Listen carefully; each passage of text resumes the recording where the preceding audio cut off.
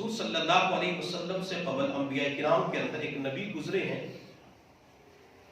تو ان کو اللہ رب العزت نے خواب کے اندر کہا کہ کل سب سے پہلے آپ کو جو چیز ملے اسے کھا لینا، دوسری چیز کو چھپا دینا، تیسری چیز کی بات مان لینا، چوتھی چیز کو مایوس نہ کرنا، اور پانچویں چیز کے پاس بھاگ کے گزر جانا۔ جب اللہ کے نبی کی آنکھ کھلی صلی اللہ علیہ وسلم، نام چونکہ مجھے یاد نہیں ہے کہ ان پیغمبر کا نام کیا ہے، تو جب ان کی آنکھ کھلی تو سوچا کہ مجھے خواب کے اندر یہ تعلیم دی گئی ہے کہ سب سے پہلی چیز کو کھا لینا۔ اپنے گھر سے نکلے، باہر کی طرف چلنا شروع کیا تو ایک بہت بڑا پہاڑ نظر آیا۔ اس پہاڑ کو دیکھ کر سوچنے لگے کہ مجھے خواب کے اندر کہا گیا کہ پہلی چیز کو کھا لینا، اب کوئی پہاڑ بھی کھاتا ہے، کوئی پتھر بھی کھاتا ہے، لیکن چونکہ اللہ کا حکم ہے لہٰذا میں پہاڑ کو کھا لیتا ہوں۔ میرا کام ہے کوشش کرنا، باقی اللہ کی طرف سے غیبی مدد متوجہ ہو جائے گی۔ جب اللہ کے نبی کھانے کے ارادے سے پہاڑ کی طرف چلے تو وہ پہاڑ چھوٹا ہو گیا، جب اور قریب پہنچے تو وہ شہد بن چکا تھا۔ اللہ کے نبی نے اس شہد کو استعمال کر لیا۔ تھوڑا سا آگے چلے تو ایک سونے کی پلیٹ، تشت، برتن رکھا ہوا تھا۔ اب دوسری چیز کے چھپانے کا حکم تھا تو اللہ کے نبی نے گڑھا کھودا اور اس سونے کے برتن کو زمین کے اندر چھپایا۔ جو ہی چھپا کے فارغ ہوئے، برتن پھر باہر نکل آیا، دوبارہ چھپایا، برتن پھر نکل آیا۔ تو اللہ کے نبی کہنے لگے کہ مجھے چھپانے کا حکم دیا گیا تھا، چاہے زمین کے اندر رہے یا باہر نکل آئے۔ آگے چلے تو اللہ کے نبی نے دیکھا کہ ایک پرندہ اڑتا ہوا آ رہا ہے اور اس کے پیچھے باز لگا ہوا ہے۔ یہ پرندہ اللہ کے نبی کے پاس آ کر کہنے لگا کہ آپ مجھے پناہ دیجئے، باز میرے پیچھے لگا ہوا ہے۔ اب پیغمبر سوچنے لگے کہ خواب کے اندر مجھے کہا گیا کہ تیسری چیز کی بات مان لینا، چنانچہ اللہ کے نبی نے اس پرندے کو اپنی آستین کے اندر پناہ دے دی۔ پیچھے سے باز آیا اور باز آ کے کہنے لگا کہ یہ تو میرا رزق تھا، آپ نے مجھے رزق سے محروم کر دیا۔ اب اللہ کے نبی سوچنے لگے کہ چوتھی چیز کو مایوس کرنے کا حکم تھا، اس کو مایوس نہیں کرنا۔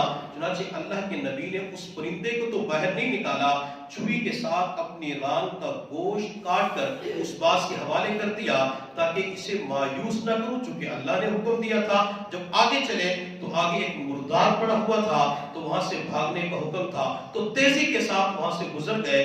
جب اللہ کے نبی رات کو سونے کے لیے بستر پہ آئے تو اللہ کی بارگاہ میں عرض کیا، اللہ مجھے یہ بات سمجھ نہیں آئی کہ پہلی چیز کو کھا لینا، دوسری کو چھپا دینا، تیسری کی بات مان لینا، چوتھی کو مایوس نہ کرنا، پانچویں کے پاس بھاگ کے گزر جانا۔ اللہ کے نبی دعا کر کے سو جاتے ہیں۔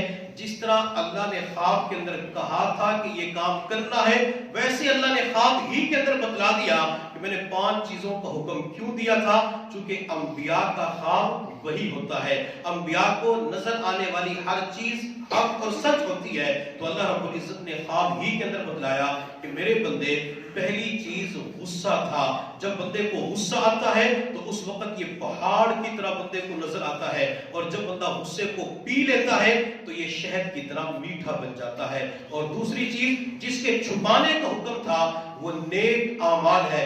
بندہ نیک اعمال کو جتنا بھی چھپاتا ہے میں اس کے نیک اعمال کو ظاہر کر دیتا ہوں۔ اسی وجہ سے میرے حضرت فرماتے ہیں بندہ رات کی تنہائی کے اندر لوگوں سے چھپ چھپ کے عبادت کرتا ہے، اللہ تعالیٰ اس کے چہرے کے اندر نور پیدا کر کے دنیا والوں کو دکھا دیتا ہے کہ یہ وہ بندہ ہے جو راتوں کو چھپ چھپ کے تنہائی کے اندر میری عبادت کرتا ہے۔ اللہ نے تیسری چیز کے بارے میں فرمایا کہ تیسری چیز کی بات مان لینا، تو اللہ رب العزت نے فرمایا کہ جب کوئی امانت رکھوائی جائے تو امانت کے اندر خیانت نہیں کرنی چاہیے، اور مایوس نہ کرنے کا حکم کہ جب آپ کے پاس کوئی مانگنے کے لیے آ جائے تو اسے واپس نہیں لوٹانا، کسی کو دھتکارنا نہیں، کسی کو ڈانٹنا نہیں، اگر ہے تو اس کو عطا کر دو، نہیں ہے تو اسے گالیاں نہیں نکالنی۔ اور پانچویں چیز کے مردار کے پاس سے بھاگ کے گزرنا تھا، وہ غیبت ہے۔